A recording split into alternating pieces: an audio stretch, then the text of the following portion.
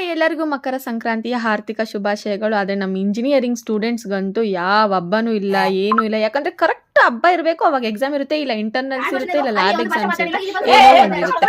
ನಮ್ಮ ರೂಮಲ್ಲಂತೂ ಓದಕ್ಕೆ ಬಿಡಲ್ಲ. ಸಂಜೆ 6 ಗಂಟೆ ಆಯಿತು ಅಂದರೆ ಇವರಿಬ್ಬರು ಬಂದುಬಿಡ್ತಾರೆ. ನಾವು ಬೆಳಗಿಂದ ಕಾನ್ಸಂಟ್ರೇಟ್ ಮಾಡ್ಕೊಂಡು ಓದಿರ್ತೀವಿ, ಸಂಜೆ ಅಂದರೆ ಆಗಲ್ಲ ನೋಡಿ. ಡಿಸ್ಟರ್ಬ್ ಮಾಡ್ತಾರೆ ಅಂದರೆ ಸಂಜೆ 6 ಗಂಟೆಗೆ ಅವರಿಬ್ಬರಿಗೂ ದೆವ್ವ ಮೆಟ್ಕೊಳುತ್ತೆ. ನಮ್ಮ ರೂಮಲ್ಲಿ ಗಾನವಿ ಮತ್ತು ಮಹಿಗೆ ತಿಕ್ಲಿರ್ ಥರ ಆಡ್ತಾರೆ ಲಿಟ್ರಲಿ. ನಮ್ಮ ರೂಮು ಎಕ್ಸಾಮ್ಸ್ ಇದ್ದಾಗ ನೋಡ್ರಿ ಹೆಂಗಿರುತ್ತೆ, ಫುಲ್ಲು ಬುಕ್ಸು ಪೇಜಸ್ಸು ಅಲ್ಲೆಲ್ಲೋ ಹರಡಿರ್ತೀವಿ ಫುಲ್ಲು. ಆಮೇಲೆ ನಮಗೆ ಟ್ಯೂಸ್ಡೇ ಹೋಗೋಕ್ಕಾಗಲ್ಲ ಅಂದ್ಬಿಟ್ಟು 3 ಜನನೂ ರೆಡಿ ಆಗಿಬಿಟ್ಟು ಮಂಡೇನೇ ಹೋಗ್ಬಿಟ್ಟು ಬಂದ್ವಿ ಟೆಂಪಲ್ಗೆ ಹೋಗ್ಬೇಕಲ್ಲ ಹಬ್ಬ ಅಂದರೆ. ಅದಕ್ಕೆ ನಮ್ಮ ಪಿ ಜಿ ಹತ್ರನೇ ಇರೋದು ಬೇಗೂರು ರೋಡ್, ನಿಮ್ಗೆ ಗೊತ್ತಿರುತ್ತೆ, ಶಿವನ್ ಟೆಂಪಲ್, ಅಲ್ಲೊಂದು ಶಿವನ್ ಟೆಂಪಲ್ ಇದೆ, ತುಂಬ ಚೆನ್ನಾಗಿದೆ, ಪೀಸ್ ಇದೆ.